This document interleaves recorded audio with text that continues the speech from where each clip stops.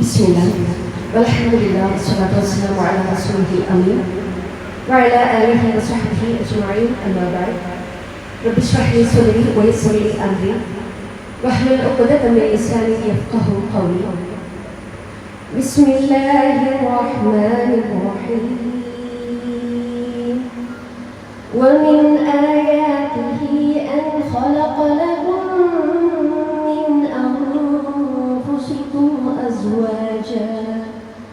أزواجا لتسكنوا إليها وجعل بينكم مودة ورحمة إن في ذلك لآيات لقوم يتفكرون. ഏറെ പ്രിയം നിറഞ്ഞ കേരളം ISM NSM എഞ്ചിനീയറിംഗ് പ്രതിനിധികളെ അസ്സലാമു അലൈക്കും വറഹ്മത്തുള്ളാഹി വബറകാതുഹു. അൽഹംദുലില്ലാഹ്, വളരെ മഹനീയമായ അനുഗ്രഹീതമായ ഒരു സദസ്സിലാണ് നമ്മൾ ഒരുമിച്ച് കൂടിയിട്ടുള്ളത്. നമ്മുടെ എല്ലാം ആയുസ്സിൻ്റെ വളരെ ഷോർട്ടായിട്ടുള്ള ഒരു ടൈമാണ്, വളരെ ചുരുങ്ങിയ ഒരു സമയമാണ് ഇവിടെ നമ്മൾ ഒരുമിച്ച് കൂടിയിരിക്കുന്നത്. ഈ ഒരു ഇരുത്തം നാളെ പരലോകത്ത് കർമ്മങ്ങളുടെ തുലാസിൽ തനം തോന്നുന്ന സ്വാലിഹായ അമലായിട്ട് അല്ലാഹു സ്വീകരിക്കുമാറാകട്ടെ. നമ്മുടെ നിയ്യത്ത് നന്നാക്കുക, അള്ളാഹുവിൻ്റെ പ്രതിഫലം മാത്രം കാക്ഷിച്ചുകൊണ്ട് നമ്മൾ ഇരിക്കുക. പവിത്രമാണ് കുടുംബം, പരിശുദ്ധമാണ് ബന്ധങ്ങൾ എന്ന പ്രമേയത്തെ ആസ്പദമാക്കിയിട്ട് 3 വിഷയങ്ങളിൽ മൂന്നാമത്തെ വിഷയമായിട്ടുള്ള ഇസ്ലാമിക കുടുംബം ശാന്തിയുടെ ഭവനം എന്ന വളരെ വലുതായിട്ടുള്ള ഒരു വിഷയമാണ് നമ്മൾ ചുരുങ്ങിയ സമയം കൊണ്ട് ഇൻഷാ അല്ലാഹ് സംസാരിക്കാൻ ഉദ്ദേശിക്കുന്നത്. നമുക്ക് ഇതിൻ്റെ ഒരു ക്യാപ്ഷൻ കേൾക്കുന്ന സമയത്ത് പോലും, ഈ ഒരു തലക്കെട്ട് ഇങ്ങനെ കേൾക്കുന്ന സമയത്ത് പോലും വളരെ ആകർഷകമായിട്ടുള്ള ഒരു തലക്കെട്ടാണ് തോന്നിപ്പോയിട്ടുണ്ട്. നമ്മുടെയൊക്കെ ജീവിതത്തിൽ നമ്മൾ ആഗ്രഹിക്കുന്ന നമ്മുടെ ലക്ഷ്യങ്ങളിൽ ഒന്നാണ് പുരയിൽ അല്ലെങ്കിൽ കുടുംബത്തിൽ സമാധാനം ഉണ്ടാവുക എന്നുള്ളത്, വീട്ടിലെ സമാധാനം. നമ്മുടെ ജീവിതത്തിൽ നമ്മൾ ആഗ്രഹിക്കുന്ന ഒരു ആഗ്രഹമാണ്. കയറി ചെല്ലുന്ന സമയത്ത് സമാധാനം വേണം, ഇറങ്ങി പോരുന്ന സമയത്ത് നമുക്ക് സമാധാനം ഉണ്ടാവേണ്ടതുണ്ട്. ഇതില്ല എങ്കിൽ അതിൻ്റെ പരിണിത ഫലം നമ്മൾ പുറത്തു പോകുന്ന സമയത്ത് നമ്മളുടെ ജോലി സ്ഥലങ്ങളിലും നമ്മൾ ഇടപെടുന്ന ബന്ധങ്ങളിലുമെല്ലാം അതിൻ്റെ ഒരു റിഫ്ലക്ഷൻ, അതിൻ്റെ ഒരു പ്രഷർ നമുക്ക് കാണാൻ സാധിക്കും. അപ്പോൾ പോകുന്ന ഇടം അല്ലെങ്കിൽ നമ്മൾ ഇരിക്കുന്ന ഇടം, കുടുംബം എന്നത് സമാധാനം ഉണ്ടാവുക എന്നുള്ളത് ഏറ്റവും അത്യന്തികമായിട്ടൊരു കാര്യമാണ്. അപ്പോൾ നമ്മളൊരു സ്ഥാപനം നന്നായിട്ട് വർക്കൗട്ട് ചെയ്ത് പോകണം എന്നുണ്ടെങ്കിൽ അവിടെയുള്ള എംപ്ലോയീസ്, ജീവനക്കാർ, സഹപ്രവർത്തകർ അവർ നന്നായിട്ട് ഡീൽ ചെയ്യേണ്ടതാണ്. അവരുടെ ഉത്തരവാദിത്തങ്ങൾ, അവരുടെ ബാധ്യതകൾ, സഹപ്രവർത്തകരുമായിട്ടുള്ള പെരുമാറ്റങ്ങൾ, ഇതെല്ലാം നല്ല രീതിയിൽ അങ്ങനെ കൊണ്ടുപോകുന്ന സമയത്താണ് ആ ഒരു സ്ഥാപനം അല്ലെങ്കിൽ ആ ഒരു ഇൻസ്റ്റിറ്റ്യൂഷൻ വളരെ നന്നായിട്ട് നല്ല രീതിയിൽ നടന്നു പോകുന്നത്.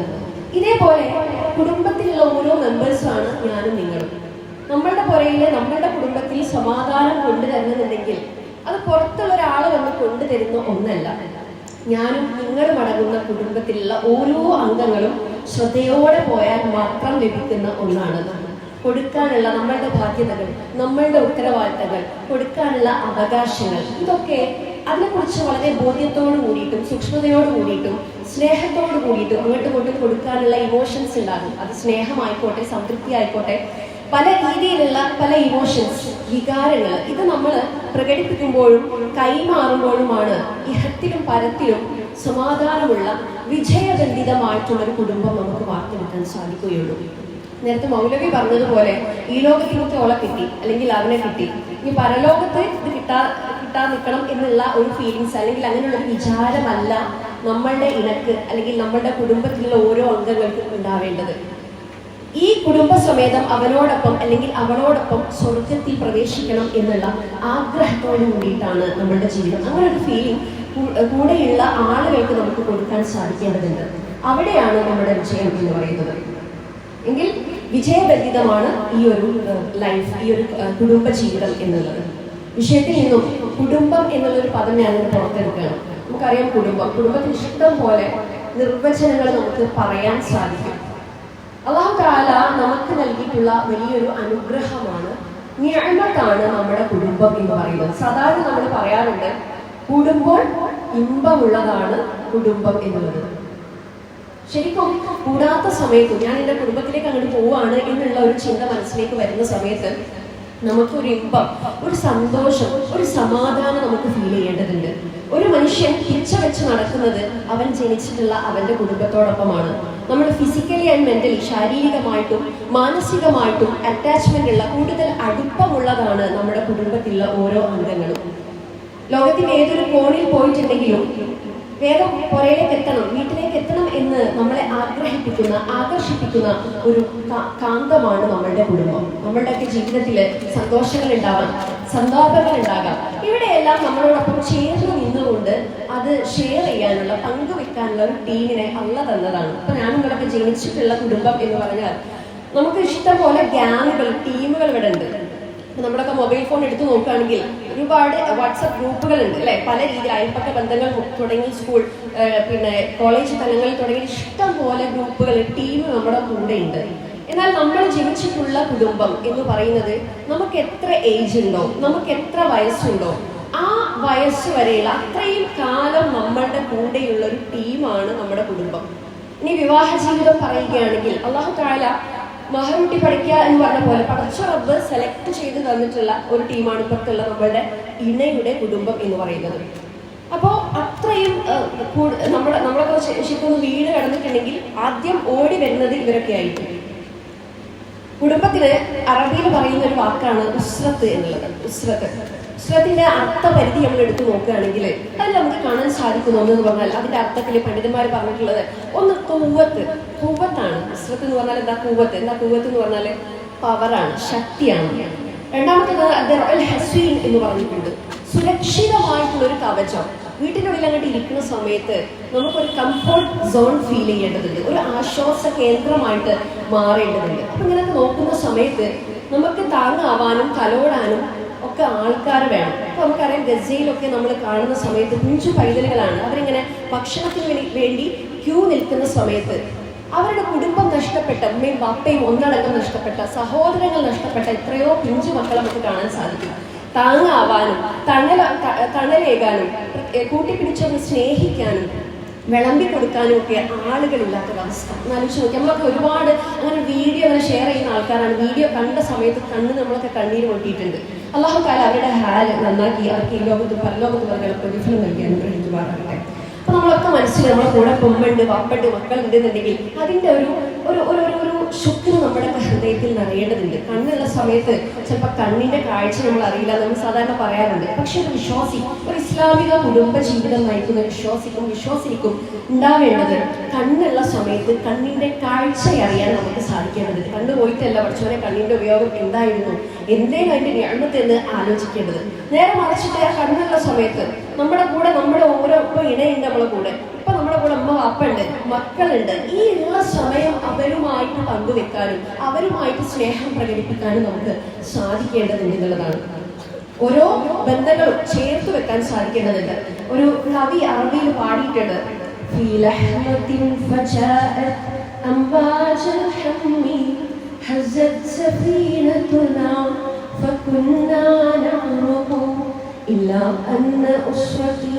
كانت حسن الأمل فعدنا والراحة فينا. ഒരു നിമിഷത്തിനുള്ളിൽ ആശങ്കയുടെ തിരമാലകൾ വന്ന് ഞങ്ങളുടെ കപ്പലിൽ നിന്ന് കുലുക്കി എന്ന് വെച്ചിട്ടുണ്ടെങ്കിൽ നമ്മളൊക്കെ ജീവിതത്തിൽ പ്രയാസങ്ങൾ ഉണ്ടാകാം, ആപത്തുകൾ ഉണ്ടാകാം. ഈ ഒരു സമയത്ത് ഒരു കുലുക്കുണ്ടാവും ജീവിതത്തിൽ. ഈ സമയത്ത് ഞങ്ങൾ മുങ്ങുകയായിരുന്നു, ആ കപ്പലിൽ നിന്ന് ഞങ്ങൾ അങ്ങനെ മുങ്ങുകയായിരുന്നു.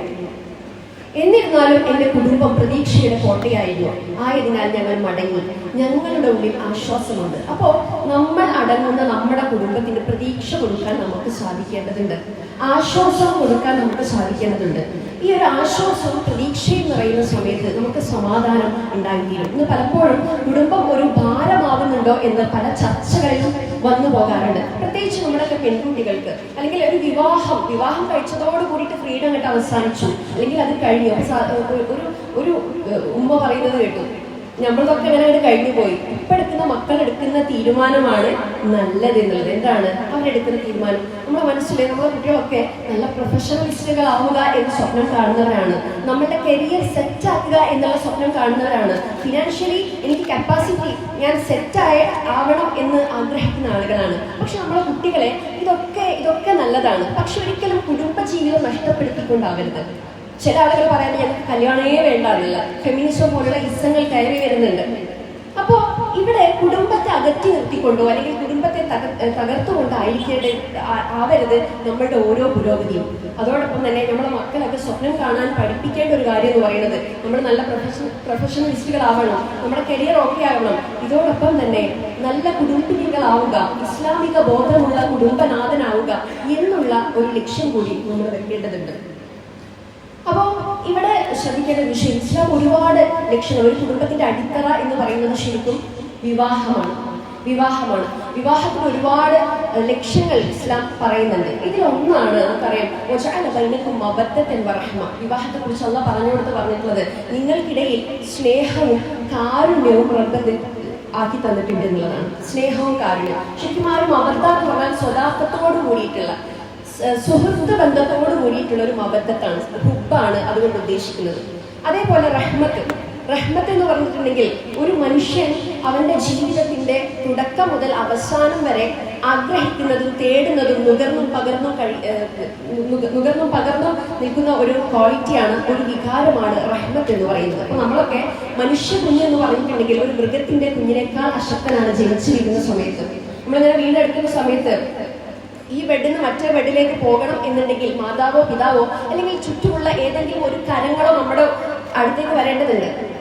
അവിടെ മാതാവിന്റെയും പിതാവിന്റെയും അവരുടെ ചുറ്റുമുള്ള ആളുകളുടെയും എല്ലാം കാരുണ്യം മുകർന്നാണ് നമ്മൾ ഇങ്ങനെ പിടിച്ചു പോകുന്നത്. വായിക്കാൻ കഴിയുന്ന ആളുകൾ അങ്ങനെ ചെയ്യുന്ന ഒരു സിസ്റ്റം നമ്മൾ ഉണ്ടാക്കിയിട്ടുണ്ടെങ്കിൽ പടച്ച റബ്ബിന്റെ നൂറ് നമ്മുടെ ജീവിതത്തിൽ ഉണ്ടാകുന്നുള്ളതാണ്.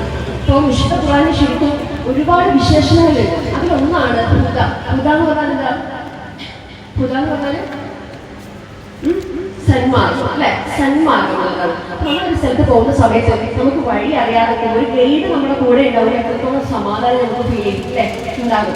എന്നാൽ ഇതിനേക്കാൾ സമാധാനം തരുന്നതാണ് വിശുദ്ധ ഖുർആൻ നമ്മളുടെ കുടുംബത്തിന്റെ ഭരണഘടനയാകുമ്പോൾ നമ്മുടെ ഗൈഡ് ഞാൻ ആരുള്ളത് വിശുദ്ധ ഖുർആൻ അനുസരിച്ച് കുടുംബാസൂത്രണം ചെയ്യുമ്പോൾ അതിനനുസരിച്ചിട്ടുള്ള ലക്ഷ്യസ്ഥാനത്തേക്ക് നമ്മൾ എത്തിച്ചേരും. അപ്പൊ നമ്മുടെ കുടുംബത്തിന്റെ ഹുദയാവേണ്ടതുണ്ട് ഖുർആൻ. ഖുർആൻ ഒരു ഷോക്കേസിലുള്ള ഗ്രന്ഥമായതുകൊണ്ട് മാത്രമായില്ല, അതുകൊണ്ട് പ്രവർത്തിക്കാനും അത് ജീവിതത്തിൽ അണിയാനും അത് ആസ്വദിച്ചുകൊണ്ട് കുടുംബം നയിക്കാനും നമുക്ക് സാധിക്കേണ്ടതുണ്ട്. മറ്റൊന്നാണ് വിശുദ്ധ ഖുർആനിന്റെ മറ്റൊരു വിശേഷണമാണ് നൂർ എന്ന് പറയുന്നത്. നൂർ എന്ന് പറഞ്ഞിട്ടുണ്ടെങ്കിൽ ലൈറ്റ്, അല്ലെ? വെളിച്ചം എന്ന് പറഞ്ഞത് ഇതൊരു ഡിം ലൈറ്റ് പോലെയോ വോൾട്ടേജ് ഇല്ലാതെയോ കത്തിയാൽ പോലെ നമ്മുടെ ജീവിതത്തിൽ അതിന്റെ ഫുൾ ബ്രൈറ്റ്നസോട് കൂടിയിട്ട് അതിന്റെ ഫുൾ വെളിച്ചത്തോട് കൂടിയിട്ട് നമ്മുടെ കുടുംബത്തിൽ തെളിയേണ്ടതുണ്ട്. അപ്പൊ അതിനു വേണ്ടിയിട്ട് നമ്മൾ എന്ത് ചെയ്യേണ്ടതുണ്ട്? വിശുദ്ധ ഖുർആനുമായിട്ടുള്ള അറ്റാച്ച്മെന്റ് കുടുംബത്തിലുള്ള ഓരോ അംഗങ്ങൾക്കുണ്ട്. നമ്മൾ ഭക്ഷണം കൊടുക്കുന്നുണ്ട്, ഉണ്ണാൻ കൊടുക്കുന്നുണ്ട്, വസ്ത്രം കൊടുക്കുന്നുണ്ട്.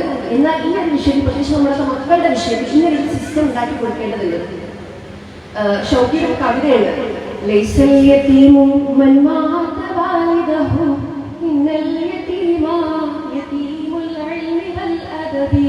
വപ്പ മരിച്ച ഒരാളുടെ എൽമിലും അദബിലും അഥവാ അറിവിലും സംസ്കാരത്തിലും ആർക്ക് അനാഥത്വം അനുഭവിച്ചിട്ടുണ്ടോ അവരാണ് യഥാർത്ഥ യതീം എന്നുള്ളതാണ്. അപ്പൊ നമ്മൾ ഉണ്ടായിരിക്കെ നമ്മുടെ കുട്ടികൾ യതീമായിക്കൂടാ, ഇൽമ കിട്ടാത്തവരായിക്കൂടാ, ആദാബ് സംസ്കാരം കിട്ടാത്തവരായിക്കൂടാ. ഇവരെ കൂടി ഒരു ഇസ്ലാമിക കുടുംബത്തിലേക്ക് കൊണ്ടുവരാൻ സാധിക്കേണ്ടതുണ്ട്. അപ്പോൾ നമ്മളുടെ എല്ലാം ദസ്തൂർ ഭരണഘടന വിശുദ്ധ ഖുർആൻ ആവേണ്ടതുണ്ട്. നമ്മളുടെ കുടുംബത്തിന്റെ ഭരണഘടന വിശുദ്ധ ഖുർആൻ ആവേണ്ടതുണ്ട്. വിശുദ്ധ ഖുർആന്റെ മറ്റൊരു വിശേഷണമാണ് ഷഫാഅത്ത് റഹ്മത്ത് എന്ന് പറയുന്നത്, അല്ലെ? അതിന്റെ ഒരു കാരുണ്യം നമുക്ക് കിട്ടണം. ഷഫാഅത്ത് എന്ന് പറഞ്ഞാൽ നാളെ നമ്മൾ വിശുദ്ധ ഖുർആൻ അനുസരിച്ച് ജീവിച്ചു പോകുന്ന ഒരു ടീമാണെന്നുണ്ടെങ്കിൽ നാളെ ആ ഖുർആൻ വന്നിട്ട് പറയും, പഠിച്ചവരുടെ എന്നെ ജീവിതത്തിൽ അണിഞ്ഞുകൊണ്ട് നിൽക്കുന്ന ഒരു ടീമാണത്. ഇവരെ നീ സ്വർഗത്തിലേക്ക് ആക്കണേ, ഇവരെ നരകത്തിലേക്ക് ആക്കണേ എന്നുള്ളത്. അപ്പൊ ഈ ഷഫാഅത്ത് നമുക്കും നമ്മളുടെ കുടുംബത്തിനും കിട്ടേണ്ടതുണ്ട് എന്നുള്ളതാണ്. നമ്മുടെ കുടുംബജീവിതം നയിക്കുമ്പോൾ ശരിക്കും നമ്മൾ ശ്രദ്ധിക്കേണ്ടത് അള്ളാന്റെ കയറുകൾ മുറുകെ പിടിക്കണം എന്നൊരാൾക്കാണ്. ഈ കയറെന്ന് പറയുന്നത് വിശുദ്ധ ഖുർആനും ഹദീസുമാണ്. വിശുദ്ധ ഖുർആനും സുന്നത്തും മുറുകെ പിടിച്ചുകൊണ്ടാണ് ജീവിതം നയിക്കുന്നതെങ്കിൽ അവിടെ സമാധാനപൂരിതമായ ഒരു ലൈഫ് നമുക്ക് കാണാൻ സാധിക്കും. ഇനി ആ ഖുർആനിന്റെ മൂന്നാമത്തെ ഒരു അർത്ഥം എന്ന് പറയുന്നത് വലാ യജുറു സയ്യിആത്ത് എന്നുള്ളതാണ്. വലാ യജുറു സയ്യിആത്ത്, അതായത് ഇപ്പോഴത്തെ ട്രെൻഡ് എന്നും സ്റ്റൈൽ എന്നും ഒക്കെ പറഞ്ഞ് ഒരുപാട് മോശമായ കാര്യങ്ങൾ നമ്മുടെ സമൂഹത്തിൽ ഇങ്ങനെ നടന്നുകൊണ്ടിരിക്കുന്നുണ്ട്. ഇതൊക്കെ നമ്മുടെ കുടുംബത്തിലേക്ക് നമ്മൾ ഇങ്ങനെ എന്ത് ചെയ്യണം, വലിച്ചഴിച്ചു കൊണ്ടുപോകുന്ന ഒരു അവസ്ഥാവിശേഷം. നമ്മുടെ ഡ്രസ്സിംഗ് ആയിക്കോട്ടെ, നമ്മുടെ കുടുംബത്തിൽ നടക്കുന്ന വിവാഹം പോലെയുള്ള പ്രധാനപ്പെട്ടിട്ടുള്ള കർമ്മങ്ങളായിക്കോട്ടെ, ചടങ്ങുകളായിക്കോട്ടെ, ഇതിലൊക്കെ ഒരു മിതത്വം വേണം. അവരങ്ങനെയാണ് ചെയ്യുന്നത്, അതാണ് ഇപ്പോഴത്തെ ട്രെൻഡ്, അതാണ് ഇപ്പോഴത്തെ സ്റ്റൈൽ എന്ന് വിചാരിച്ച് ഏത് മോശപ്പെട്ട കാര്യങ്ങൾ ദൂർത്തായിക്കൊണ്ട് നമ്മളുടെ ജീവിതത്തിലേക്ക് അല്ലെങ്കിൽ വിദഗ്ധകൾ നമ്മളുടെ കുടുംബത്തിലേക്ക് വലിച്ചഴിച്ച് കൊണ്ടുവരാതിരിക്കുക എന്നുള്ളതാണ്. കാരണം ദൂർത്തുകൊണ്ടോ ഇങ്ങനെയുള്ള കാര്യങ്ങൾ കൊണ്ടോ ആവേണ്ട ആളുകളല്ല നമ്മൾ. സമാധാനപൂരിതമായിട്ടുള്ള ജീവിതം നയിക്കേണ്ട ആളുകളാണ്. ഇനി ആ പ്രാർത്ഥനയുടെ രണ്ടാമത്തെ ഒരു ഭാഗം, 3 കാര്യങ്ങളാണ് ഖുർആനിൽ നമ്മൾ പറഞ്ഞിട്ടുള്ളത്. ഇതിലുപരിയായിട്ട് നമുക്ക് നമ്മളെ കുടുംബാംഗങ്ങളെ കാണുന്ന സമയത്ത് ഒരു ഇമ്പം ഉണ്ടാവേണ്ടതുണ്ട്. പരസ്പരം അങ്ങോട്ടും ഇങ്ങോട്ടും സ്നേഹം പ്രകടിപ്പിക്കുക. എന്റെ മനസ്സിൽ ഇഷ്ടം പോലെ കുട്ടികളോട് സ്നേഹം തന്നെ മനസ്സിൽ വെച്ചിരുന്നിട്ട് കാര്യമില്ല. എന്റെ ഭർത്താവിനോട് എനിക്ക് സ്നേഹമുണ്ട് എന്നെന്റെ മനസ്സിൽ വെച്ചിട്ട് കാര്യമില്ല. മാതാപിതാക്കൾ എനിക്ക് ഇഷ്ടമാണ്, അവർ മരിച്ചു കഴിഞ്ഞ ശേഷം അവർക്ക് വേണ്ടി കരഞ്ഞിട്ടും അവർക്ക് വേണ്ടി ഉമ്മ കൊടുത്തിട്ടും അല്ല നമ്മുടെ സ്നേഹം. അവർ ഹയാത്തിനുള്ള സമയത്ത് ഇത് പ്രകടിപ്പിക്കാനുള്ള ഒരു വേദി കൂടിയാണ് കുടുംബം എന്ന് പറയുന്നത്. നമുക്ക് മനസ്സിലെന്ത് സ്നേഹമുണ്ടോ നമ്മൾ കൂടുതൽ ഭംഗി വാക്കുകൾ പറയേണ്ടത് നമ്മളുടെ കുടുംബാംഗങ്ങളോടാണ്. പുറത്തുള്ളവരുടെ നമ്മൾ ചിലപ്പോൾ പറയും അല്ലെ, അത് നമ്മളുടെ ആ ഒരു സ്റ്റാറ്റസ് വെച്ച് നമ്മൾ അതിനോട് പറഞ്ഞോളൂ. പക്ഷേ നമ്മുടെ കുട്ടികളോട്, നമ്മളുടെ ഇണകളോട് അവരെ സന്തോഷിപ്പിക്കുന്ന, അവരുടെ സമാധാനം നൽകുന്ന വാക്കുകൾ പറയുക എന്നുള്ളത് ഈ ഒരു ഖുർആനിന്റെ ഒരു പരിധിയിൽപ്പെടുന്ന അർത്ഥത്തിൽപ്പെടുന്ന ഒന്നാണ്. മറ്റൊന്ന് ഇമാമ, ഈ പ്രാർത്ഥനയുടെ രണ്ടാമത്തെ ഒരു ഭാഗം എന്ന് പറയുന്നത് പഠിച്ചവട്ടെ ഞങ്ങളെ മുത്തക്കീങ്ങൾക്ക് സൂക്ഷ്മത പാലിക്കുന്ന ആളുകൾക്ക് ഇമാമികളാക്കണേ എന്നുള്ളതാണ്. ഒന്ന് ആലോചിച്ചു, അള്ളാഹു തആലയോട് പറഞ്ഞിട്ടുള്ളത് ഞങ്ങളൊക്കെ മുത്തക്കീങ്ങളാക്കണേ എന്നല്ല, അതായത് ഞങ്ങളെ സൂക്ഷ്മത പാലിക്കുന്നവരാക്കണേ എന്നല്ല നമ്മളോട് ദുആ ചെയ്യാൻ പറഞ്ഞിട്ടുള്ളത്. അവർക്കൊക്കെ ലീഡേഴ്സ് ആവാനാണ്, അവർക്കൊക്കെ ഇമാമികളാവാനാണ്. അപ്പൊ നമ്മളൊന്ന് ഹിസാബ് നടത്തുക നമ്മുടെ ഹൃദയത്തിൽ, നമ്മളുടെ ഉള്ളിലൊരു വിചാരണ നടത്തുക. പടച്ചറബ് കുടുംബം കൊണ്ട് ലക്ഷ്യം വെച്ചിട്ടുള്ള ഈ ഒരു ഖുർആനും ഈ ഒരു സ്റ്റാൻഡേർഡും നമ്മളുടെ ലൈഫിൽ, നമ്മുടെ മക്കളിൽ, നമ്മളുടെ കുടുംബത്തിൽ എത്രത്തോളം ഉണ്ട്, അല്ലെങ്കിൽ ഈ ഒരു പ്രാർത്ഥനയിലേക്ക് എന്റെ ജീവിതം കൊണ്ട് എന്റെ പ്രാക്ടിക്കൽ സെഷനിലൂടെ ഞാൻ എത്രത്തോളം അടുക്കേണ്ടതുണ്ട് നമ്മൾ മനസ്സിലാക്കി വിചാരണ നടത്തിക്കൊണ്ട് അതിലേക്ക് ഉയരാൻ ശ്രമിക്കേണ്ടതാണ്. അപ്പോൾ സൂക്ഷ്മത പാലിക്കുന്നവർക്ക് ലീഡേഴ്സ് ആവാൻ ആ ഒരു രീതിയിൽ ജീവിതം മുന്നോട്ട് പോകാൻ സാധിക്കുക. ഇനി സമാധാനം ഉണ്ടാവുന്ന മറ്റൊരു കാര്യമാണ്, ഉണ്ടായിരിക്കേണ്ട മറ്റൊരു കാര്യമാണ് രഹസ്യ ജീവിതം പരിശുദ്ധമാവുക എന്നുള്ളത്.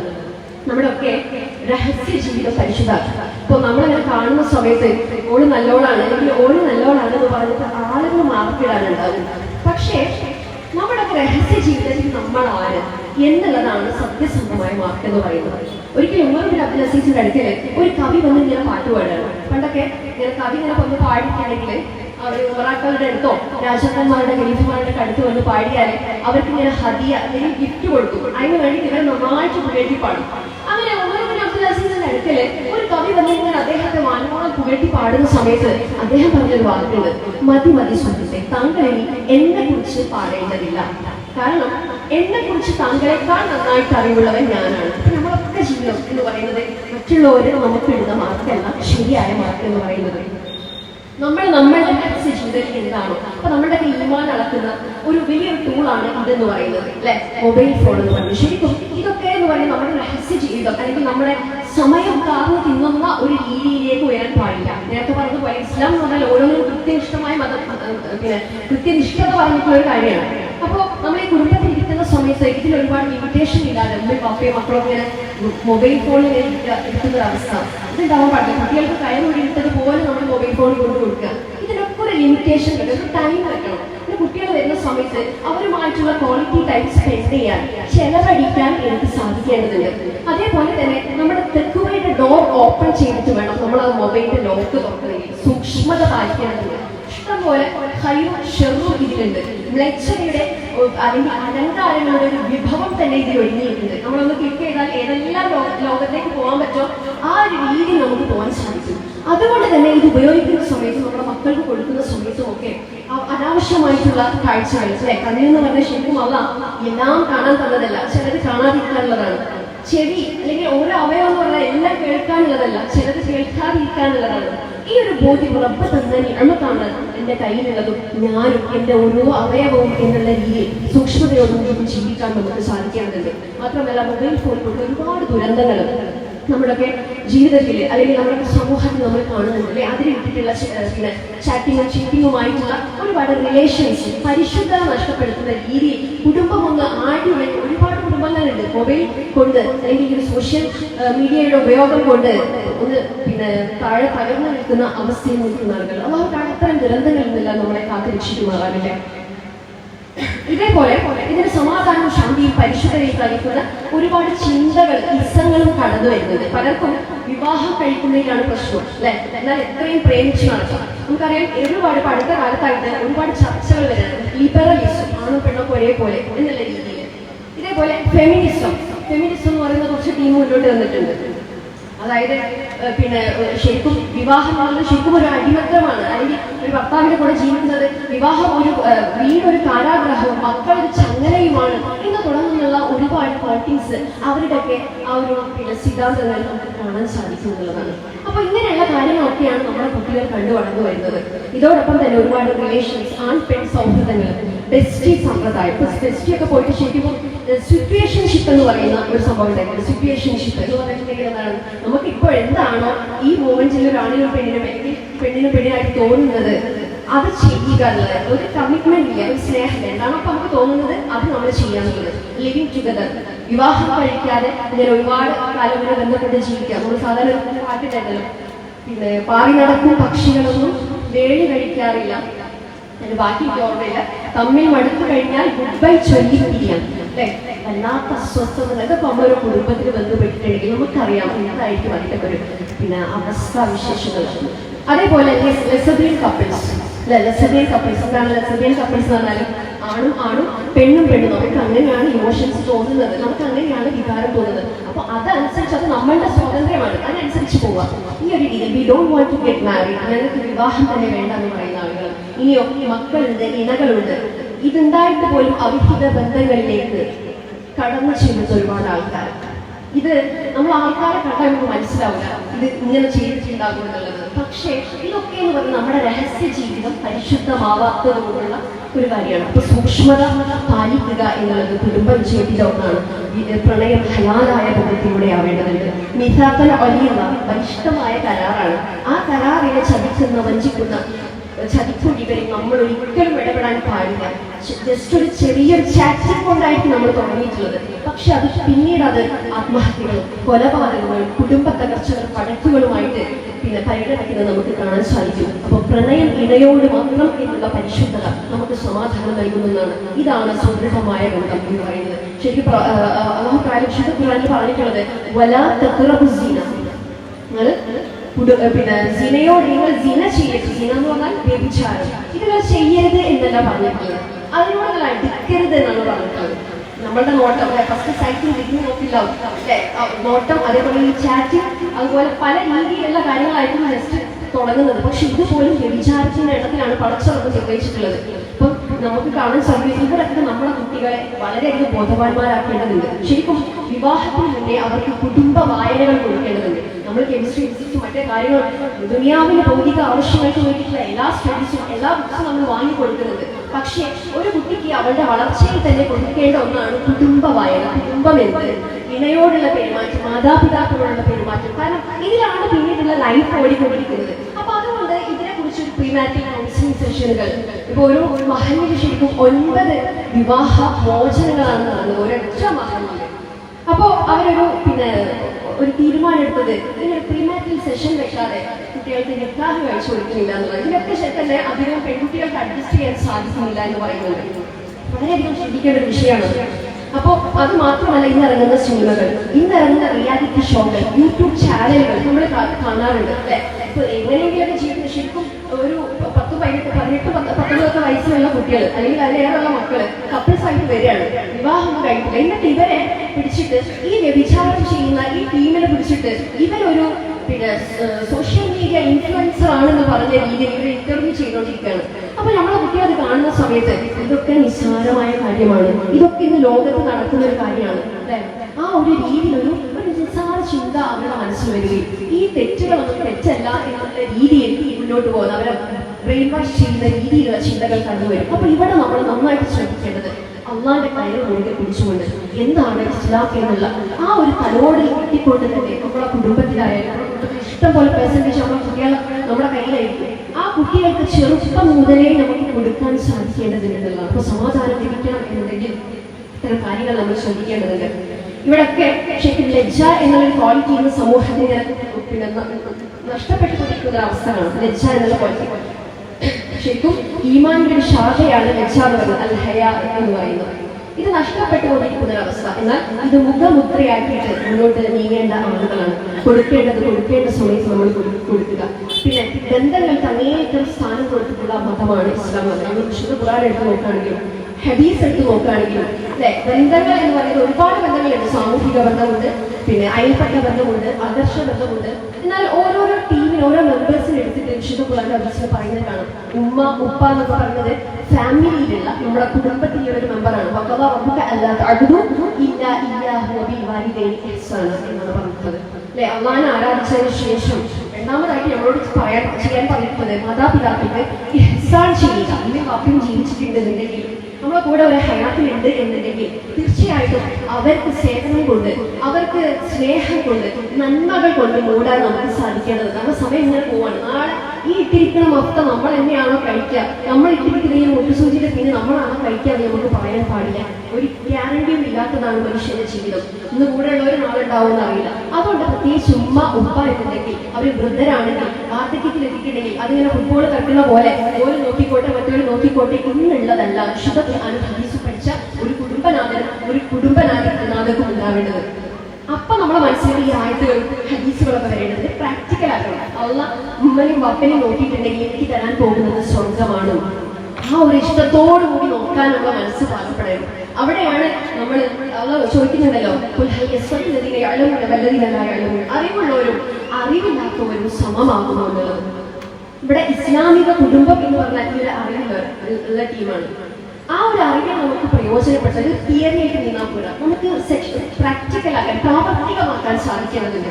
വീട്ടിലൊരു രോഗി ഉണ്ടെങ്കിൽ അല്ലെ, രോഗി ഉണ്ടെങ്കിൽ എനിക്ക് എങ്ങോട്ടും പോകാൻ കഴിയില്ല, എനിക്ക് അടങ്ങേറാണ് എന്നുള്ള നെഗറ്റീവ് ചിന്തയല്ല നമുക്ക് വേണ്ടത്.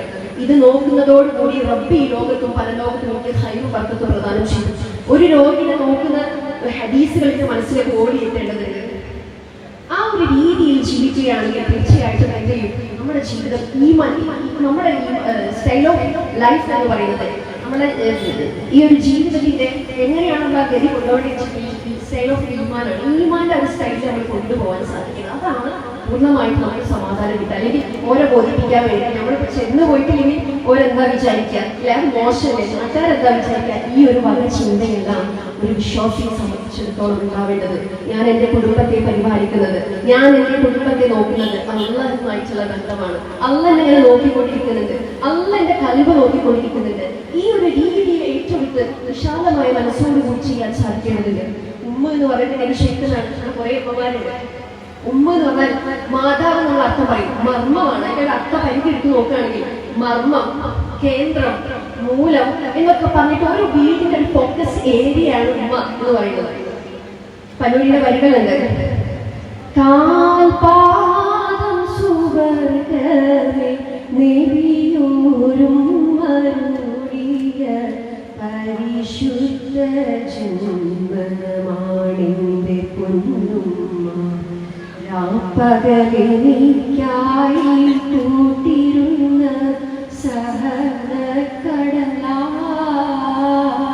സഹനക്കടലായി, കനിവിന്റെ കടലായ എഴുതിയാൽ തീരാത്ത ദുനിയാവിലെ സുവർഗമാണെന്റെ പൊന്നുമ്മ, ഏറെ പറഞ്ഞാലും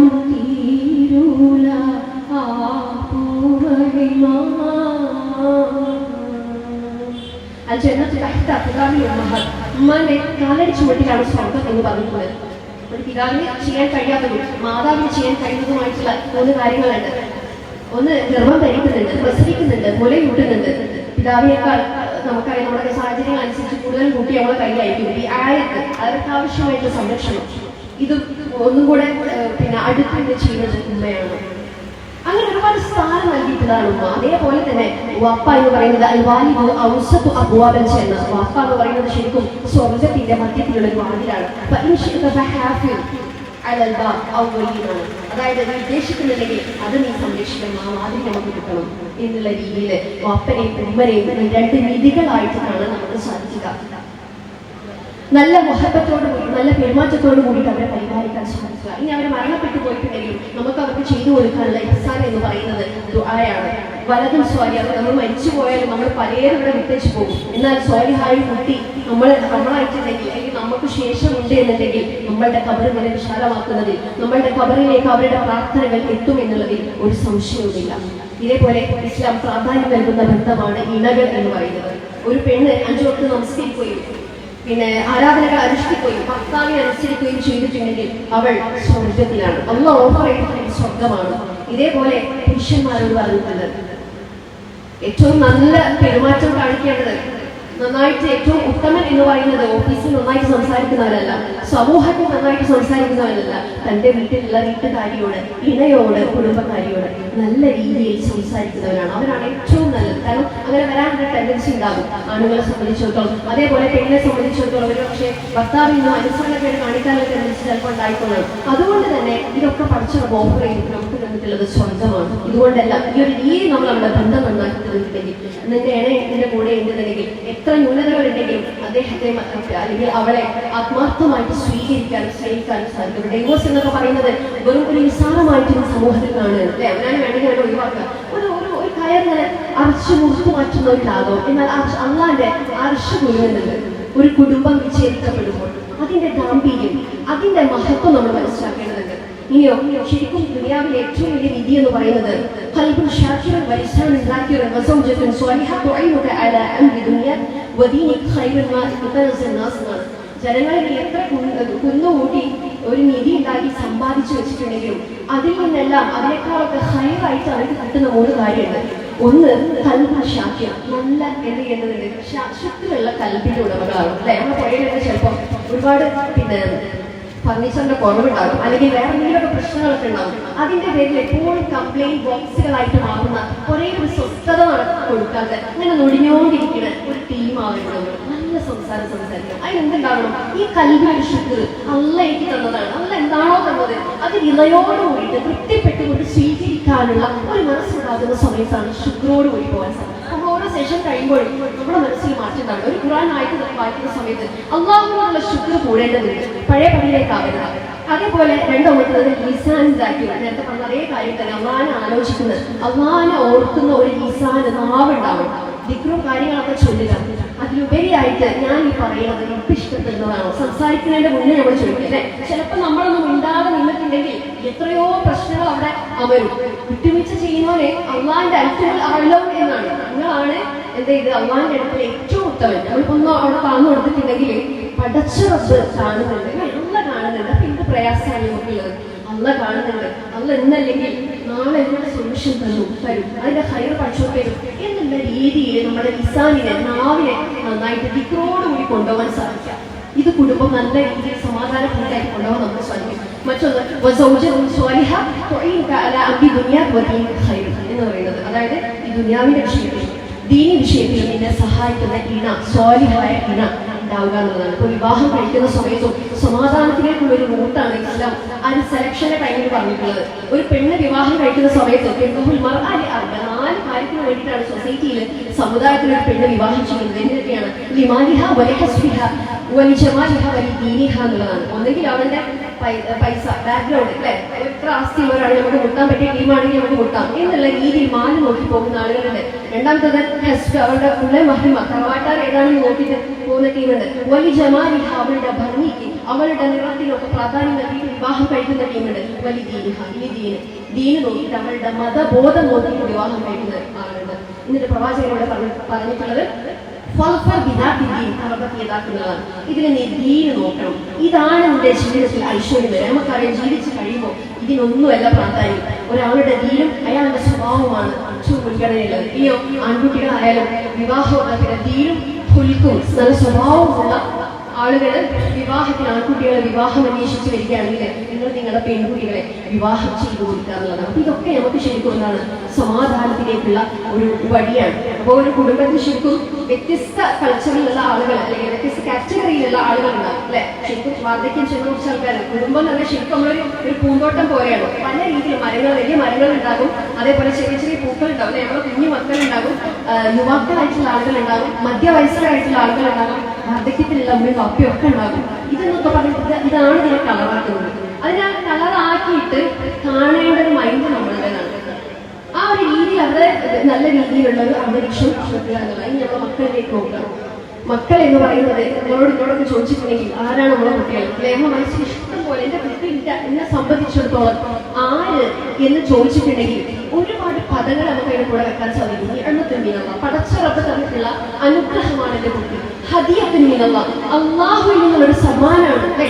ആ ഒരു സമ്മാനപ്പൊടി നമ്മൾ എങ്ങനെ കൊണ്ട് നടക്കുന്നോ ആ ഒരു രീതി നമ്മൾ നമ്മുടെ കുട്ടിയെ പഠിച്ചോ തന്നിട്ടുള്ളതാണ് എന്നൊരു ബോധ്യം, ഹാപ്പിനെസ് ഒരു കുട്ടിനെ കാണുമ്പോൾ ഉണ്ടാവേണ്ടതുണ്ട്. മറ്റൊന്ന് സീനത്തിനുള്ള അള്ളാഹു തന്നിട്ടുള്ള ഒരു അലങ്കാരമാണ്. അമ്മയും വാപ്പി മക്കളൊക്കെ ഒരു പോവാന്ന് പറഞ്ഞാൽ ശരിക്കും നല്ലൊരു വൈബിളുള്ള കാര്യമാണ് അല്ലെ. നമ്മുടെ സന്തോഷമാണ് നമ്മുടെ കുട്ടികൾ, അലങ്കാരമാണ്, ഫിറ്റ്നയാണ്. അള്ളാഹുവിന്റെ പരീക്ഷണമാണ് നമ്മുടെ കുട്ടികൾ. അമാനത്തിനുള്ള പടച്ചറബ് നമ്മളെ ഏൽപ്പിച്ചിട്ടുള്ള അമാനത്താണ്, വിശ്വസിച്ചേൽപ്പിച്ച കാര്യമാണ്. ഈ വിശ്വസിച്ചേൽപ്പിച്ച കാര്യത്തെ നല്ല രീതിയിൽ റബ്ബിനെ കണ്ടുമുട്ടുന്ന സമയത്ത് ഏൽപ്പിക്കാൻ നമുക്ക് സാധിക്കേണ്ടതുണ്ട്. വിവാഹം കഴിഞ്ഞത് മുതലേ ദുആ ചെയ്യാൻ പറഞ്ഞിട്ടുണ്ട് അള്ളാഹു. അള്ളാഹുവെ സ്വാലിഹായ കുട്ടികളെ നമുക്ക് പ്രദാനം ചെയ്യണം അല്ലെ. വിവാഹത്തിന്റെ ലക്ഷ്യങ്ങളിൽ ഒന്നാണ് കുട്ടികൾ നല്ല സ്വാലിഹായ ഏതെങ്കിലും കുട്ടികളല്ല. ഇത് വിവാഹം കഴിഞ്ഞ ഓരോ ആണും പെണ്ണും ചെയ്യേണ്ടതാണ്. എന്താണ് ഈ സ്വാലിഹ് എന്നുള്ളൊരു പദത്തിന്റെ അർത്ഥം? സദ്വൃത്ത അല്ലെ, സദ്വൃത്തം എന്നൊക്കെ നമുക്ക് പറയും. അതായത് നേരത്തെ പറഞ്ഞ പോലെ ഖബറിലേക്ക് വരും സ്വാലിഹായ കുട്ടി ഉണ്ടെങ്കിൽ നമ്മൾ മരിച്ചു കഴിഞ്ഞാലും നമുക്ക് ഇങ്ങനെ കിട്ടിക്കൊണ്ടിരിക്കുന്നുള്ളതാണ്. നല്ല ഇബാദത്ത് നിർവഹിക്കുന്ന, നല്ല രീതിയിൽ നല്ല പെരുമാറ്റമുള്ള സക്കറിയ നബിയുടെ പ്രാർത്ഥന ഉണ്ട്. ഇതൊക്കെയാണ് നമ്മൾ നല്ല കുട്ടികൾക്ക് വേണ്ടി ദുആ ചെയ്യേണ്ടത്. അള്ളാഹു ഉത്തമമായ സന്താനത്തെ നീ എനിക്ക് പ്രദാനം ചെയ്യണേ. തൊയ്യിബുൽ അഖ്ലാഖ്, നല്ല സ്വഭാവമുള്ള നല്ല ദീനുള്ള ആ ഒരു രീതിയിൽ. ഇനിയോ ഒരു കുട്ടി ഉണ്ടാവുന്ന കിടപ്പറയിൽ പോലും അള്ളാഹു താഴെ പ്രാർത്ഥിക്കാൻ പറഞ്ഞിട്ടുള്ളത് അള്ളാഹുമ്മ ജനീബിന ശൈത്വാൻ വജനീബിന ശൈത്വാൻ മാ റസഖ്തനാ. അള്ളാഹു ഞങ്ങളിൽ നിന്നും ഞങ്ങൾക്ക് തരാൻ പോകുന്ന മക്കളിൽ നിന്നും പിശാചിനെ നീ അകറ്റണേ എന്നുള്ളതാണ്. അപ്പൊ ഇതൊക്കെ നമ്മുടെ മനസ്സിൽ ലക്ഷ്യം വേണം. നമുക്ക് കുട്ടികൾ ഉണ്ടാകുന്ന സമയത്ത് അല്ലെങ്കിൽ നമ്മൾ പ്രഗ്നന്റ് ആണ്, ഭാര്യ പ്രഗ്നന്റ് ആണെന്ന് അറിയുന്നത് അല്ലെങ്കിൽ അതിന് മുന്നേ തന്നെ നമ്മൾ പ്ലാൻ ചെയ്യേണ്ട, നമ്മൾ ആഗ്രഹിക്കേണ്ട, നമ്മൾ പ്രാർത്ഥിക്കേണ്ട ഒരു കാര്യമാണ് പഠിച്ചവർക്ക് സ്വാലിഹായ കുട്ടിയെ തരണേ. അല്ലാതെ നമ്മളിങ്ങനെ ഒരു ഭക്ഷണം ഉണ്ടാക്കി കൊടുത്തു, അവർക്ക് ഉടുക്കാനുള്ളത് കൊടുത്തു, വസ്ത്രങ്ങൾ വാങ്ങിക്കൊടുത്തു, അത് തിരുമ്പി കൊടുത്തു, അങ്ങനെ രാവിലെയായി വൈകുന്നേരമായിട്ട് അങ്ങനെ കഴിയാനുള്ളതല്ല കുടുംബജീവിതം. നമുക്ക് തന്ന മക്കൾ ഇവർ മുഖേന നാളെ സ്വർഗത്തിലേക്ക് കൂടി ബിൽഡ് ചെയ്യേണ്ടതാണ് നമ്മുടെ ഫാമിലി എന്നുള്ള ഉത്തമ ബോധ്യത്തോടെ ഉമ്മയും ഉപ്പയും പ്രവർത്തിച്ചാലേ ആ ഒരു രീതിയിൽ പോകും. ഇപ്പൊ പലപ്പോഴും നമ്മൾ പറയാറുണ്ട് മക്കൾ പോരാണ് അല്ലെ. പക്ഷെ മക്കൾ ഇപ്പോഴത്തെ ഉമ്മയും വാപ്പി പോരാൻ നമ്മൾ അങ്ങനെ പറയാറില്ല. പക്ഷെ ആ ഒരു വർഷം കൂടി നമ്മൾ ശ്രമിക്കേണ്ടതുണ്ട്. അള്ളാന്റെ കയ്യിൽ മുഴുവൻ പിടിച്ചുകൊണ്ട് തെറുബിയത്ത് നടത്താൻ സാധിക്കേണ്ടതുണ്ട്. സ്വബറോടുകൂടി ക്ഷമയോട്, നമ്മൾ ക്ഷമ നഷ്ടപ്പെടുത്തുന്ന രീതിയിൽ ചിലപ്പോൾ മക്കളെ പെരുമാറ്റം ഉണ്ടാകും. പക്ഷെ അത് മക്കളുടെ നാച്ചുറലാണ് എന്നുള്ള രീതിയിൽ സ്വബർ അല്ലെ പറയുന്നത് എനിക്കും വലിയ അർഹതയില്ല. എന്നാലും നമ്മളൊക്കെ നമ്മുടെ മനസ്സിൽ ചിലപ്പോൾ നമ്മളെ കുട്ടികളുടെ പൊട്ടിത്തെറിപ്പൊക്കെ കാണുമ്പോൾ നമ്മൾ ആകെ പ്രശ്നമായിട്ട് അങ്ങനെ ചെയ്യുന്ന ഒരു അവസ്ഥ ശേഷം ചിലപ്പോൾ ഉണ്ടാവാറുണ്ട്. പക്ഷെ ഇവിടെ സ്വബറോട് കൂടിയിട്ട് കൊണ്ടുപോകാൻ സാധിക്കേണ്ടത് മഹബത്ത് കൊടുക്കാം തലോട്. വലിയ കുട്ടികളെ, ചെറിയ കുട്ടികളെ ഉമ്മ കൂട്ടി പിടിക്കുകയൊക്കെ ചെയ്യും. മക്കൾ വലുതായാലും നമ്മളെ അറ്റാച്ച്മെന്റ് വരെ വിട്ടുപോകുന്ന ഒരു അവസ്ഥ കാണാറുണ്ട്. പക്ഷെ അങ്ങനെയല്ല, നമ്മുടെ മക്കൾ എത്ര വലുതായാലും ഒന്ന് പിടിച്ചുവിട്ടാലും ഒന്ന് പിടിച്ചുവിട്ടാലും ഒന്ന് ഹഗ് ചെയ്യാനും ഒക്കെ നമ്മൾ എന്ത് ചെയ്യേണ്ടതുണ്ട്, മുന്നോട്ട് വരേണ്ടത് എന്നുള്ളതാണ്. അതേ രീതിയിൽ അതിനോട് കൂടിയിട്ട് നീതിയോട് കൂടി മക്കൾക്കായാലും മരുമക്കൾക്കിടയിലായാലും നീതിയോട് കൂടിയിട്ട് കാര്യങ്ങൾ കൈകാര്യം ചെയ്യാൻ നമുക്ക് സാധിക്കേണ്ടതുണ്ട്. ഒരു മാനസിക ആരോഗ്യം ഉണ്ടെങ്കിലേ നമുക്ക് എന്ത് ചെയ്യാൻ സാധിക്കുള്ളൂ. നമ്മുടെ കുടുംബത്തെ നല്ല രീതിയിൽ ജോലി ചെയ്യുന്ന ആൾക്കാരുണ്ടാകും. ജോലിയും കുടുംബവും ഒക്കെ നമുക്കതിങ്ങനെ ജഗിൾ ചെയ്ത് പോകണം എന്നുണ്ടെങ്കിൽ റബ്ബിന്റെ ആ ഒരു തൗഫീഖ് കിട്ടണം.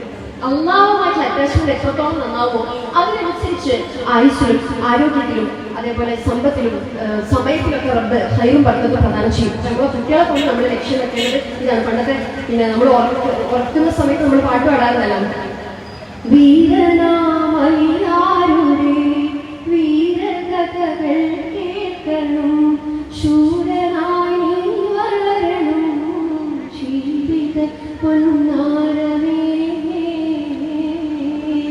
അപ്പോ നല്ല അസിലുള്ള ഉമ്മമാരാവും, ഒപ്പമാരാവും, അതിന്റെ കുട്ടിയെ കൊണ്ടിരിക്കുന്ന ഈ ദുനിയാവിലെ നേട്ടങ്ങൾ വരുന്നതോടൊപ്പം തന്നെ പരലോകത്തേക്ക് കൂടി പിന്നെ ഉണ്ടാവേണ്ടതാണ് എന്നുള്ളത്. അതേപോലെ മുഖപ്രസന്നതയോടുകൂടി, മുഖപ്രസന്നത എന്നൊക്കെ പറയുന്നത് ശരിക്കും ഒരു സ്വതക്കെയാണ്. നമ്മൾ ഒരേ ഒരാളിങ്ങനെ മുഖം കയറ്റി നിർത്തിയിട്ടെങ്കിൽ നമുക്കറിയാം അതിൻ്റെ ഇടങ്ങേറ്, അതിൻ്റെ അടുത്തേക്ക് ആരും പോകില്ല. ഇതേ രീതിയിലാകട്ടെ എന്റെ വീട്ടിലേക്ക് കയറി വരുന്നവരോട് പുഞ്ചിരിച്ചു നിന്ന് അതിന് ഒരു പടച്ചുറപ്പിന് നമുക്ക് പിന്നെ പ്രതിഫലം തരുന്നതാണ്. അതൊക്കെ മനസ്സിൽ വേണം. അപ്പൊ എന്തൊരു എനർജറ്റിക് ആയിട്ട് കുടുംബം നോക്കാൻ നമുക്ക് സാധിക്കുന്ന പറയും. അള്ള ഞാൻ കാണുന്നുണ്ട്, അള്ളാഹ്ക്ക് വേണ്ടിയിട്ടാണ്, സ്വർഗത്തിന് വേണ്ടിയിട്ടാണ് എന്റെ കുടുംബം എന്നുള്ള രീതി ആരും കാണിച്ചു കൊടുക്കാനോ കാട്ടിക്കൊടുക്കാനോ അല്ല, അല്ലെങ്കിൽ ഓരോരെന്ത് വിചാരിക്കുന്നുള്ള രീതിയില്ല. ഞാൻ എന്റെ ബാധ്യത, എന്റെ ഉത്തരവാദിത്തങ്ങൾ റബ്ബിന് വേണ്ടിയിട്ട് നിർവഹിക്കുന്നു. ഇത് ഓരോ മെമ്പേഴ്സും എന്ത് ചെയ്യേണ്ടതില്ല, ഫാമിലിയിലുള്ള കുടുംബത്തിൽ ഓരോ അംഗങ്ങളും ഈ ഒരു രീതിയിൽ പോവുക, നല്ല സംസാരങ്ങൾ ഉണ്ടാവുക, വിവേകത്തോട് കൂടിയിട്ട് അല്ലെ. നമ്മളിങ്ങനെ ഖുർആനൊക്കെ പഠിക്കുന്നതോടുകൂടി, ഇസ്ലാം പഠിക്കുന്നതോട് കൂടിയിട്ട് വിവേകം കൂടേണ്ടതുണ്ട്. നമ്മളെ മനസ്സിന് വിശാലാവേണ്ടതുണ്ട്, ഇടുക്കാവില്ല. അപ്പൊ ഇത്തരം കാര്യങ്ങളൊക്കെ നമ്മൾ ശ്രദ്ധിക്കുക. ബന്ധങ്ങളെ ചേർത്ത് പിടിക്കുക. എന്നാണ് ഒരിക്കലും സ്വർഗത്ത് പോകില്ല ആരെയും കുടുംബ ബന്ധം വിച്ഛേദിക്കുന്ന ആളെന്നുള്ളത്. ഓൾ എന്നോട് കുറെ കാര്യങ്ങളുണ്ട്, ഓൾ എന്തൊക്കെ എന്നോട് ചെയ്ത് തീർത്തത്. ഈ ഒരു രീതിയിൽ നമ്മളിങ്ങനെ മനസ്സിലാക്കാതെ വെച്ച് നടക്കേണ്ട ആളുകളല്ല ഞങ്ങൾ. അതൊക്കെ വിട്ടുകൊടുക്കും. അള്ളാഹിനോട് ഞങ്ങൾ ദുആ ചെയ്യുന്നില്ലേ, കുറച്ചോടെ ഞാൻ അറിഞ്ഞു അറിയാതെ രഹസ്യമായിട്ട് പരസ്യമായിട്ട് ഇത്രയും തെറ്റുകളാ ചെയ്തത്, അള്ളാഹ് നമുക്ക് പുറത്തു തരുന്നത് നമ്മൾ ആഗ്രഹിക്കുന്നില്ലേ റബ്ബ് നമുക്ക് പുറത്തു തരണം എന്നുള്ളത്. അപ്പം അത്രയും ഒഫറായിട്ടുള്ള റബ്ബ് പുറത്തു തരണം എന്നുണ്ടെങ്കിൽ നമ്മുടെ മനസ്സ് നമ്മൾ ക്ലിയർ ചെയ്യാം, ആളുകൾക്ക് വിട്ടുകൊടുക്കുക. അത് അവരും അവരുമായിക്കോളും. ആ ഒരു ചിലപ്പോൾ സ്വഭാവ വൈകല്യങ്ങളുള്ള ആളുകളുടെ കൂടെ ചിലപ്പോൾ ജീവിക്കേണ്ടി വരും. എന്നാൽ ഇവിടെയൊക്കെ ഇസ്ലാമിക ബോധമുള്ള ഒരു പെണ്ണിന് മറക്കത്ത് സ്വാലിഹ അല്ലെങ്കിൽ സ്വാലിഹായാണ് ഒക്കെ എന്ത് ചെയ്യാൻ സാധിക്കും, നല്ല രീതിയിൽ അത് ഹാൻഡിൽ ചെയ്ത് കൊണ്ടുപോകാൻ സാധിക്കും. അതേപോലെ ഹിബർ ഉണ്ടാവാൻ പാടില്ല. ഹിബർ ഉണ്ടാവാൻ പാടില്ല. ഹിബർ എന്ന് പറഞ്ഞാൽ അഹങ്കാരം അല്ലെ. അഹങ്കാരം എന്റെ ആരോഗ്യം എനിക്കുണ്ടെങ്കിൽ ചിലപ്പോൾ അഹങ്കാരം ഉണ്ടാവും. ചിലപ്പോൾ വയസ്സായ മനോട് ചിലപ്പോൾ ഞാൻ അതിൻ്റെ ഒരു ഹിബർ തീർക്കാൻ പാടില്ല. എനിക്ക് ചിലപ്പോൾ നമ്മുടെ കഴിവുകളിൽ നമുക്കൊരു ഹിബർ വരാം, നമ്മുടെ അറിവിൽ നമുക്ക് പിന്നെ ഹിബർ ഉണ്ടാവാൻ സാധിക്കും, ഉണ്ടാവാൻ ചാൻസ് ഉണ്ട്. അപ്പൊ ഇതൊക്കെ ശ്രദ്ധിക്കണം. അള്ളാഹ് ഒരു പണിയില്ല നമ്മളുടെ അവസ്ഥ ചേഞ്ച് ചെയ്യാൻ, നമ്മളുടെ ഹാൽ മാറ്റിത്തരാൻ പടച്ചുറപ്പിന് ഒരു പണിയില്ല.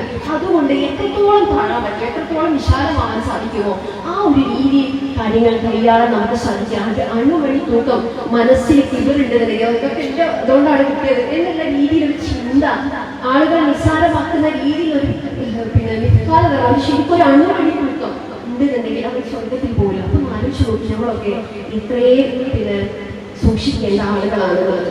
അപ്പൊ ആ രീതിയിൽ മുന്നോട്ട് പോകാൻ അള്ളാഹുക്കായി നമുക്ക് എല്ലാവിധ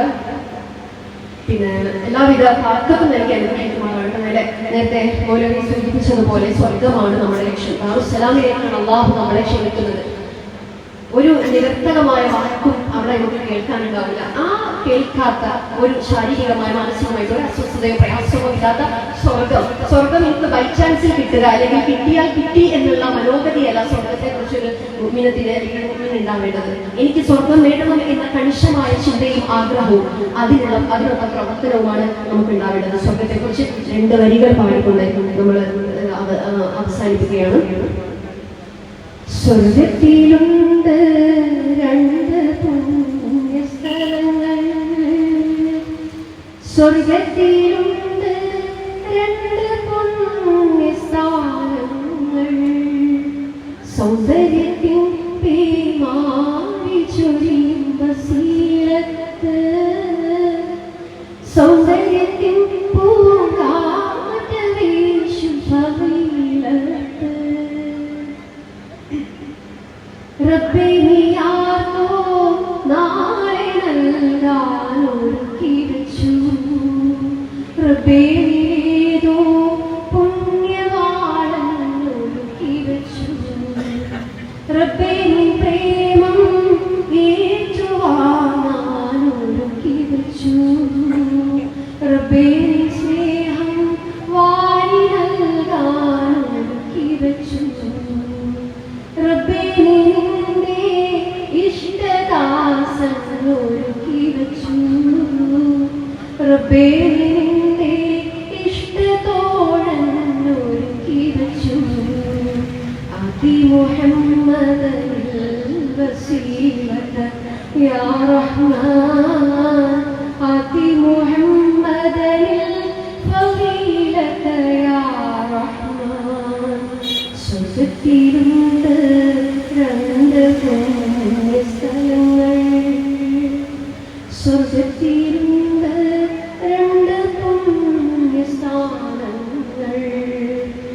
സൗന്ദര്യത്തിൻ തീമാരി ചൊരിയും ബസീറത്ത് സൗന്ദര്യത്തിൻ പൂങ്കാറ്റ വീശും പവിഴത്ത്. നാഥ, അറിഞ്ഞോ അറിയാതെ രഹസ്യമായി പരസ്യമായി ചെറുതും വലുതും കഴിഞ്ഞു പോയതുമായിട്ട് ഒരുപാട് തെറ്റുകൾ ചെയ്ത പാപികളാണ് ഞങ്ങളുടെ തെറ്റുകളും കുറ്റങ്ങളും തമ്പുരാനെ ഞങ്ങൾക്ക് വിട്ടുകൊടുത്തു നോക്കാൻ. ഞങ്ങളുടെ മാതാപിതാക്കൾ ഞങ്ങൾക്ക് വേണ്ടി ഒരുപാട് കഷ്ടപ്പെട്ടവരാണ് നാഥം. അവരെയും ഞങ്ങളെയും നീ നിന്റെ ജന്നാത്തിൽ ഫിർദൗസിലേക്ക് കൊണ്ടുവരുമാറി ഞങ്ങൾ എല്ലാവിധ ചീത്ത വിചാരങ്ങളെയും കാത്തിരക്ഷിക്കുന്നതാണ്. ഈ ലോകത്തും പരലോകത്തും കൺകുളിർമേകുന്ന സന്താനങ്ങൾ ഞങ്ങൾക്ക് അനുഗ്രഹിക്കുന്നതാണ്. ജീവിതത്തിലും ആരോഗ്യത്തിലും സമയത്തിലും സമ്പത്തിലുമെല്ലാം ഹൈറും ബർക്കത്തും പ്രദാനം ചെയ്യണമെന്നാണ് ഈ ഒരു യുദ്ധം.